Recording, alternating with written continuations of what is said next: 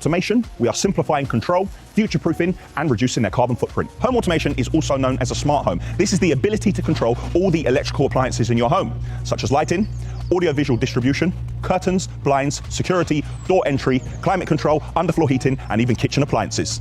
Now, the system can be retrofitted into any property. However, ideally, you would like to fit the system as part of a refurbishment or a new build. And the system can be anything as simple as just a voice-activated speaker, what turns lights on or off, all the way up to a dedicated media rack, which controls the entire property. This video is not sponsored by Control4. However, Control4 is the system that we use in all of our home automation projects. We have been dealers and installers for many years now. We find the system is great value for money, easy to install, and easy for the clients to use. And Control4 are continually making improvements which enhance the user experience for both dealers and end users. Before we start talking about the planning, installation, or the review, let's talk about the actual benefits. The first one is simplicity. You can take all your AV equipment and put them in a central place, giving you a clean aesthetic. Also, you can do away with all the remote controls and all the stress associated with changing batteries and actually trying to find them. Family monitoring. At any time, know what your family are watching and the volume they're watching it at. This is great because you can set presets to set a maximum volume and also bedtime, which is great for routine.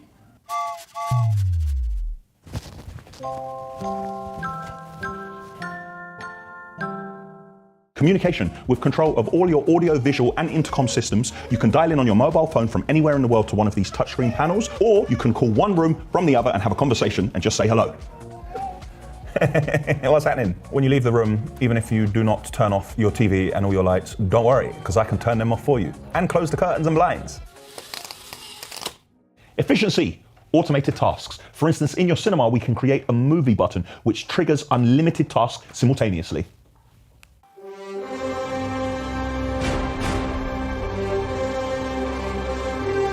So if I change my mind and I'm no longer watching a movie and I'm watching sports, I can have presets set for that also, which change my viewing and my sound preferences.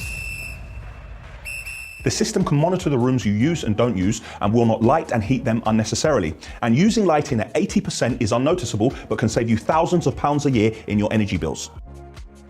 Now you can monitor your CCTV, your alarm system, and motion sensors through the same interface that you control your house. Now my favorite is simulated occupancy. The system learns your activity over a 2-week period and then replicates this when you're on holiday, acting as a deterrent for possible home invaders.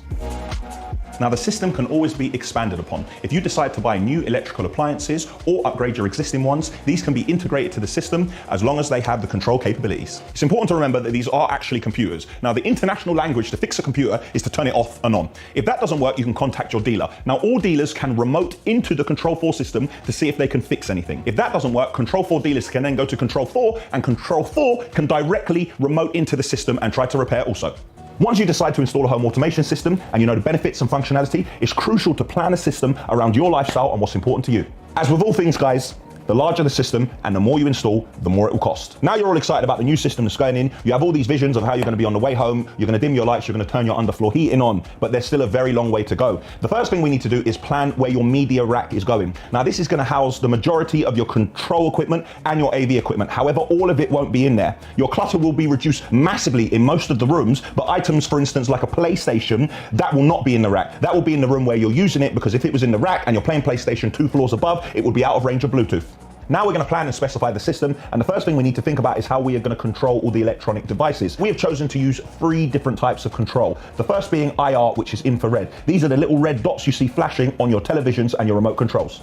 The next is IP control. This is where we use the IP address of the device to communicate through the open API. The last is contacts and relays. Now in layman's terms, this is basically when the contact is open, there's no power. When the contact is closed, there's power. Once we decide on the method of control, we need to decide how we're actually going to do it. Now, Control4 offers drivers. This is software designed to help electronic devices communicate with each other. Now, Control4 sometimes makes these alone. In other instances, Control4 works with the manufacturer, and in other instances, this is created by third parties. Now, what's important to remember is that Control4 is replicating the original functions. So when you use this electronic device as part of the system, you have full control and functionality. In order for the system to work, everything has to be connected to the network. Now, there are 2 ways of doing this. The first is the hardwired option, and in an ideal scenario, you would always hardwire for maximum reliability. Now, the second is a wireless option. Where we can't have a hardwired option, we install multiple access points throughout the property to broadcast the wireless network. Now, cabling is the backbone of any reliable smart home system. There are multiple cables at multiple price points that can be used, and there are no set guidelines or rules of how you should wire a smart home. However, when you're specifying, there are a few key points that you should consider. Number one is the products that you are using. Now, in an ideal world, we'd all like to have the best infrastructure in place. However, there's no point using top-of-the-range emitters and fiber to provide video signal for a 720p legacy television. Unless, of course, you're planning to upgrade in the future, then I would definitely recommend putting the infrastructure in place. Number two is distance. The longer the cable runs, the more likely the chance of interference or dropouts. So you need to specify a cable which is fit for purpose. For instance, Cat6 is suitable for 1 gigabit per second at 100 meters and 10 gigabits per second at 40 meters. Number three. Now, these are the conditions. Are you running the cables internally or externally? I recommend if you're running cables externally, you use an externally rated cable. In this project, we have used Cat6 for supplying general data around the house for wireless access points and TVs, Cat6a for short video runs using HDMI over Ethernet, Clearline fiber for video distribution, CT100 for basic satellite and aerial signal, and finally, 2 and 4 core speaker cable to connect high power speakers to amplifiers. Even though these are high quality cables, it is good practice to never run power and data side by side. Now, they can cross each other over, but should never run parallel because that can cause interference. All these cables are run back to the central location and terminated into the termination rack, which sits directly above the main media rack. Cable management is essential for reliability, serviceability, practicality, and aesthetics. Now we decide on where we're going to put the centralized AV rack. Wherever we do decide, we're going to have the lighting panel next to it, which houses all of the lighting control. We wire lighting back to a central point, as in rooms with multiple lighting loads, this can result in having a bank of switches on the wall, which can be confusing and not pleasing to the eye. When we wire to the central point, we can have one switch in the room with programmed lighting scenes, which is a lot simpler to use and gives a much cleaner aesthetic. Rack build. Now, when you're doing this, you need to consider the space you have, the equipment that's going in, and airflow. Now, a common mistake made by a lot of people is to pack all the equipment closely together and then there's no air circulation. Now, some of this equipment is going to run 24 hours a day and it can get very hot, so it'll be pretty easy for it to cook itself. Remember, it is about airflow, not about dumping loads of cold air into the space. Other rules to consider is it's general good practice to have all the heavier equipment at the bottom of the rack. Power. Now, our preferred option is used on this project, thankfully. This is an IP PDU, which is a power distribution unit. So basically, in layman's terms, the power goes into this and then it's distributed throughout the rack. Now, this is great because this integrates with Control4. Now, the homeowner, the dealer, and Control4 technical support can all log in and turn any equipment on and off, which is very handy because, as I told you earlier, essentially, these are just computers. Network. Now, in a setup like this with lots of network traffic, your BT Home Hub will not suffice. It's actually trying to do 3 jobs at once. It's trying to be a router, an access point, and a switch. Once the network is created, all the equipment is going to need an IP address. Now, there are a few ways of doing this. Now, you can have a static IP. Now, this is an IP address which is set and doesn't change. There's then DHCP. Now, this is where the router gives an IP address where this may change. We then have DHCP reserved, which is where the router sets the IP address, but this is reserved. On smaller projects, it doesn't really matter because the network traffic isn't that heavy. You can use DHCP, but on larger projects like this, we use a static IP in conjunction with DHCP reserve because it gives better reliability. Now, once you've decided on everything and everything is in place, what we need to do is create a schematic document. Now, this is what the electrical team are going to work from and how they're going to run all their cables and put everything in place. Now, this can be a standalone document or it can be part of the M&E package. What's great about this is that when the work is finished, this will be handed over to you as as-built drawings. So if you ever decide to upgrade in the future or you sell the property, anyone who takes over knows exactly what infrastructure is in place.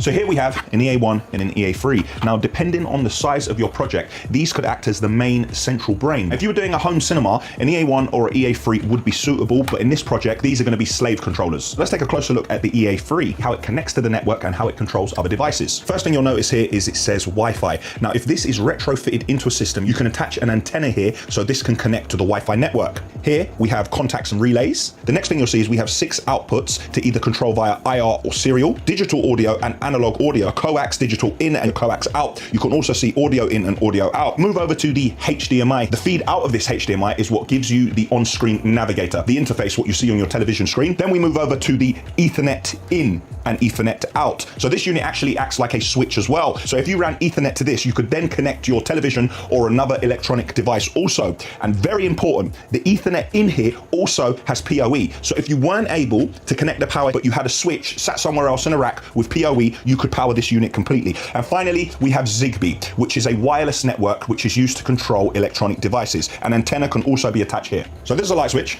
I know it looks like there's not a lot going on here, but these are all configurable, which means they're modular, so you build them up. You could have 6 smaller buttons, or you could have 3 buttons. Let's build up one of these now. So I've gone for a white finish here. 2, 3. I have configured to have 3 white switches on these. And here's an example how we finish it with a faceplate. Let's have a look at an adaptive phase dimmer, what is used in a centralized lighting system. Once all the cabling from all your lighting in the entire property is wired back to a central system, here is where they are connected. And this is how they talk to the network, by Ethernet. And then you can daisy chain these. So once you go in here, you can come out from here and then you can connect to all the rest of them. So all your lighting loads are here. And what basically happens is the main brain of the system talks to this and it gives it instructions what to do with the lights in each and every room.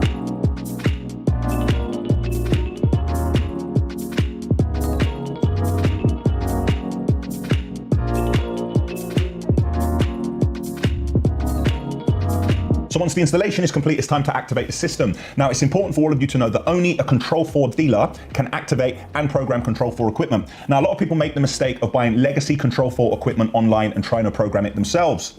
It's a definite no-no, it won't work. Also, the main controller, known as the director, which is basically the main brain of the system, is registered to the individual homeowner's account. The good news for all you techie enthusiasts is that Control4 have some end user software. Now this is called When and Then. With this software, you can carry out basic customization and programming tasks, but only once the Control4 dealer has activated and programmed the system.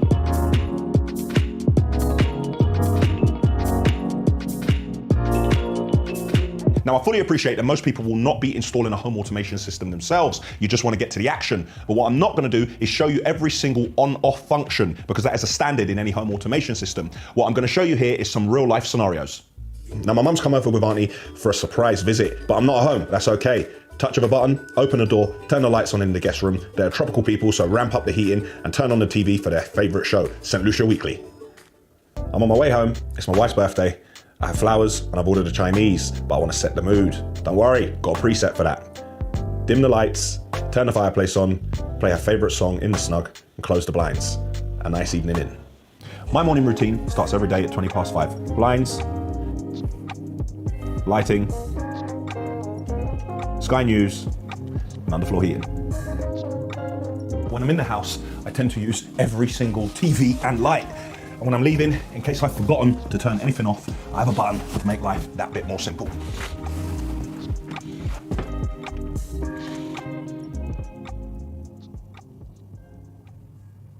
It's worth mentioning on this system and most home automation systems, you can get engraved keypads throughout the house, so you never need to worry about forgetting what each button does. If there was a power outage, nothing in your house would work anyway.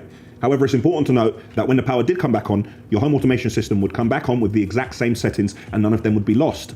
In some projects, we specify a UPS, which is an uninterrupted power supply. This is basically a backup battery that protects all the electronic equipment in the rack should there be a power outage. All home automation systems have protocols and security in place, which means that hackers cannot get into your system. They cannot view your cameras and they cannot take control of your house. If you'd like to join the home automation lifestyle, there are obviously different price points. Now, I'm just talking about the storage, distribution, and the control equipment. For a system of this size, you're looking at somewhere in the region of 80K. Now, that could be a little bit less if you controlled a bit less in the home, but we could have also expanded the system further. We could have included the air conditioning, the garage door, and the front gates. At that point, you're increasing your costs and it could be somewhere in the region of 90K. For a smaller system like my house, around 20K, an entry-level single room solution for something like a home cinema will cost you something in the region of £5,000. A much smaller system you can set up yourself with an Alexa and manufacturer's apps can cost you somewhere in the region of £500.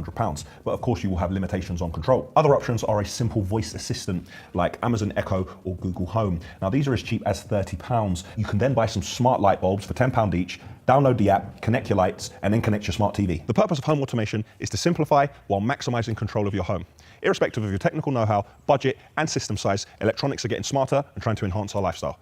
Let us know what you think of the video and anything else you'd like to know about home automation. As I said, I love stuff like this and I'm always learning on the job. Click here for the Asheville website. Click here to subscribe to our channel. Click here to see a property showcase on a central London muse home, and click here to see a property showcase on a £2 million central London penthouse. I wonder if I could get my phone out and make the sun come out a bit more.